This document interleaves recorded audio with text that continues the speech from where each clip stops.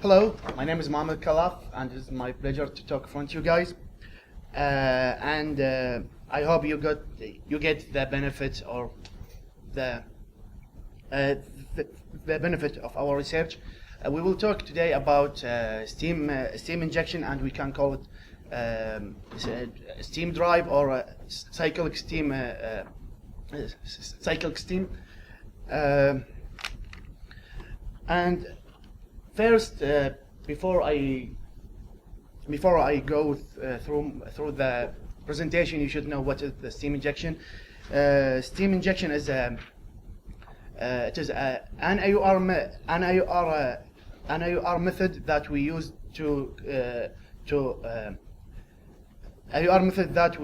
produce a heavy oil by decrease the viscosity of oil. And our presentation talk about four main topics: history of steam injection, process and recovery, cases, and economics.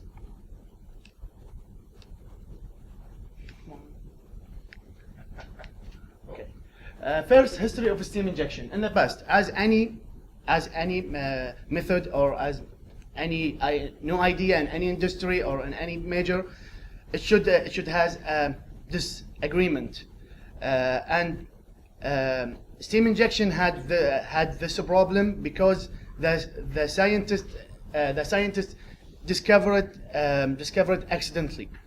So and the first record was in 1931 in Texas by Dr. Matthew.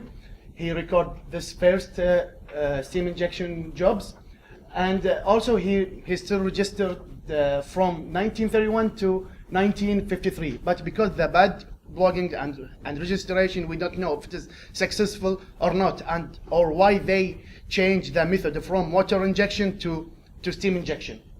So in the present, Dr. Ali, or Dr. Farouk Ali is really famous doctor. He has a PhD in chemical engineering and petroleum engineering in Penn State University. And I called him a godfather of present steam injection because he is really specific in study in this type of ARR method. In his book, Current State Steam Injection, he registered the first successful steam injection, and it was in 1945 in Mississippi. And he used this type of method because to avoid the water injection. So he gave us the evidence why we have to change it from water injection to steam injection. The main things is water cut, and also he registered the many steam injection jobs in this table, and you can find it in his book. It's really great and great reference to look through the steam injection. And you can see in number 6.5 in 1954 in Fairfield, Mississippi. And now, after this all successful jobs, and we use this method in our field with a different companies and different country. Now, I like to go through some of this process and how it's work. There is three stages of this process: injection, soaking, and the production. And the injection, we inject the steam in the well in temperature between 200 Celsius to 300, and then the formation will take this heat, and after that the viscosity of oil will decrease, so the steam can push, bumping the oil up. Also, there are some chemical reaction Gas such as hydrogen, hydrogen sulfide, carbon dioxide are formed. Reaction between steam and oil lead to the formation of H2, CO, CO2, and CH4. These gases are instilled in the creation of additional driving mechanism for the process. As I mentioned before, the result is to decrease the viscosity of the oil. And now my friend will continue with the process. Okay, before that was just a graph of what he just discussed, so you can see the three different stages involved in steam flooding. So there's the huff, and then the puff, soak, and then the puff.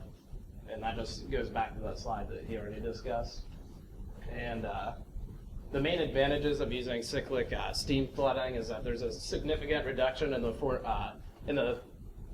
formation of residual oil saturation, and there's also a improvement in the macroscopic efficiency. And you can see recovery factors around 20%. And the main disadvantage is just that it has very high operating costs.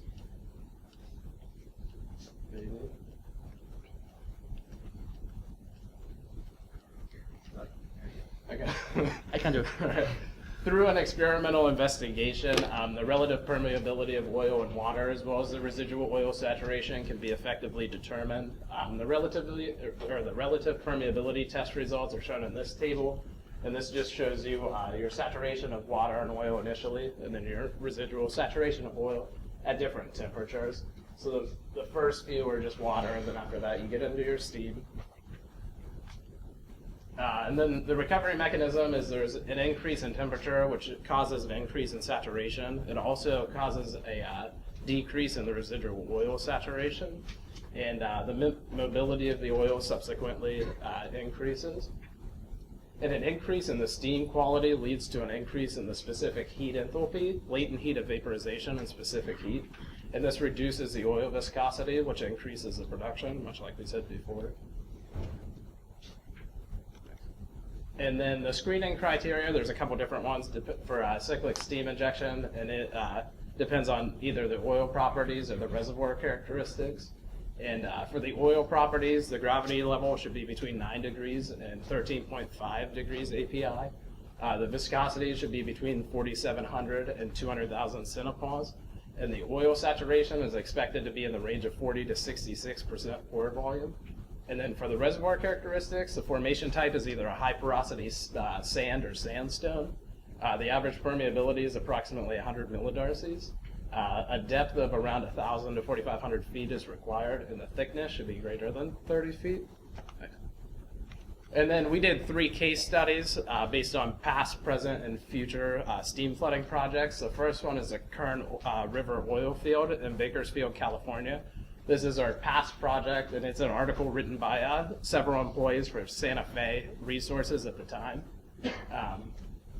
And the field was developed in the late 1800s, and then until about 1960, it produced under primary recovery, and it produced around 10% of the original oil in place. And then at the time that this was written, it was producing around 125,000 barrels of oil per day from around 7,000 wells, with a cumulative production of about 1.4 billion barrels. But the well was ideal for what they called a low temperature thermal enhanced oil recovery, which is a little bit different.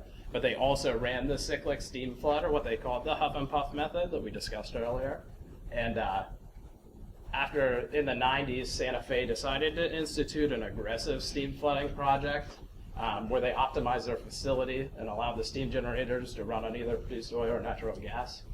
And after the project in the 90s, around 95, they doubled the production, and Kern River became one of the top 3 oil producers in the United States, where it stayed until around 2006. And then our second case study is going on right now, and that's in Wafra, Kuwait. The information here is from a report from a professor from Coventry University in the United Kingdom. And Wafra is one of the 4 largest oil producers, oil fields in Kuwait, and it is currently operated by Chevron. It contributes about 250,000 barrels per day to the country's total oil production. And Chevron launched their steam flood project in June of 2006 or 2009 at a cost of around $340 million. And their pilot project is what they called it. And it included 25 producer wells, 16 steam injection wells, 16 temperature observation wells. And it began with a production of around 200 barrels of oil per day. But since they started steam flooding it, it increased to around 1,500 barrels of oil per day. And they say that if they move forward to a full field steam flooding project, they can see increases of around 5 to 10 billion barrels of oil. But their main concern right now is that Kuwait does not have a high supply of water. So the costs might outweigh the benefits of this. But in the end, they said that that would determine whether or not the current lifting costs are about as high as $10 per barrel. But right now, they're working to bring those down to make it and it should be economic in the near future.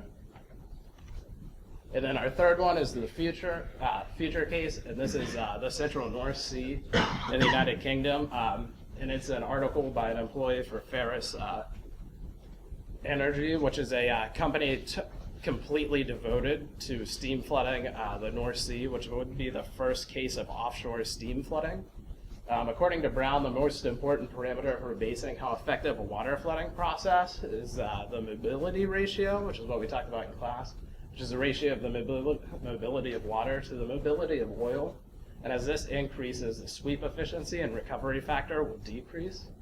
The reservoir viscosities of this field are very high. It's about 100 centipore to as high as 1,500 centipore, which can have a major impact on the mobility ratio and negatively affect the amount of oil recovered. Oil viscosity is directly related with temperature. That's the way to increase the amount of oil versus the other fluids coming out of the ground is to change the viscosity by raising the temperature, which everybody knows that steam is hot, so that's like the main way that people, but many people believe the cost of the steam may outweigh the potential benefits, which is the same problem that they have with the one in Kuwait. Just because there's you can't boil steam offshore. It's very difficult to get your steam boilers and very expensive. So the company wants to minimize the heat losses by injecting steam at as high of a rate as they can and to sweep the reservoir between injectors and producers as quickly as possible. And according to their model, by doing that, 2/3 of their operating costs would be saved, and coupled with their reductions in facility capacity, there is enough money saved to pay for their steam boilers. So that's the feature. Steam product. All right. So the economics of steam flooding, kind of how that works. There's four main parameters to that, and that's the price of oil, the price of what you're injecting, the water injection to oil production ratio, and then the equipment used at surface to create your steam. So for the price of oil, okay, it's just like all other oil and gas operations.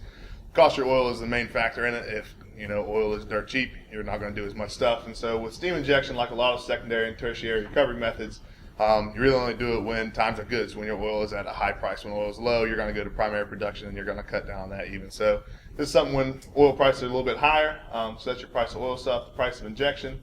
The next one is, so the big part of that is your cost of water. So when you're in places offshore and you're in places like Kuwait, the cost of water is a lot more than when you're sitting by a river or a lake or something with fresh water readily available. So that's one that's big. It varies a lot by location. So here in the United States, we have a lot less problem with getting fresh water as you might over in Kuwait or other places, especially offshore, stuff like that. Another cost that comes with that is, you can go back. Oh, sorry.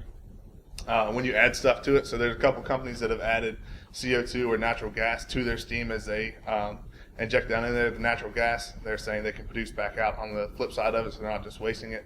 So those have their own additional costs when you come to injecting. And so all that comes together on the next slide when you look at your injection costs versus oil production. And so basically the way it starts is when you're just starting your steam injection, 1 barrel of injected steam can produce up to 30 barrels or more of oil. And then as time goes on, obviously that's going to decrease because you're going to start producing your oil. So basically all economics of steam injection boil down to your price of oil times the volume of oil produced over your price of water times the volume of water injected. As long as that ratio is greater than 1, you're making money. When it drops below 1, you're not making money. So that's like the basis of economics. But water's cheaper than oil to buy, so it all kind of varies with where you're at and stuff like that. But basically, it's your injection versus production decreases. So you go from 1 barrel producing 30 to 30 barrels producing 1. Your net economic viability is going to decrease along with that. And so the other thing to consider in your economic analysis, if you will, is the surface equipment you use. So I picked, go ahead. So a lot of people use boilers. That's kind of been the standard. Two kind of twists on your ways to create steam are solar, thermal, and cogeneration. So I know that we're all petroleum engineers. So I don't know if I should talk about solar energy or not, but I went ahead and threw it in there because it is interesting. And so some pros of thermal: it's environmentally friendly. Outside of production costs, it's free. You're getting energy from the sun, and it's relatively cheap for that reason. But it is highly variable with weather. So you're in a place that doesn't have a lot of sunshine or that has a lot of cloudy days. Solar's not going to do you a lot of good. And as of now, it's not very efficient. It's like 15% efficiency, so they calculate. So as that goes up, obviously that's going to be more economic than your cogeneration. So you utilize an existing energy stream within the industry. They're using natural gas to run your cogen plants that are going to heat your steam. Part of the cogen is it's creating electricity also, so you eliminate electricity needs on site so you can keep everything powered. And the nice part about cogen is that when your well dies, that plant can still operate and provide electricity for surrounding areas. So downsides of cogen are wasted heat. So even though you improve efficiency on your power plant by doing the cogeneration and heating steam to be injected, there's still some wasted heat. And so with that, you have to figure out how much gas you're burning to how much heat you're producing and losing, and that is an added cost to that operation. And then it's environmentally damaging, especially compared to solar, with the burning CO2 and then the natural leakage that amounts with your natural gas coming in. Some of that's getting leaked off, and that has its own greenhouse impact. So putting all that together, you have your environmental burden, as well as called in one of the papers I read, of cogeneration. So you're fine. That's pretty much it. That's economics kind of in a nutshell. Steam injection.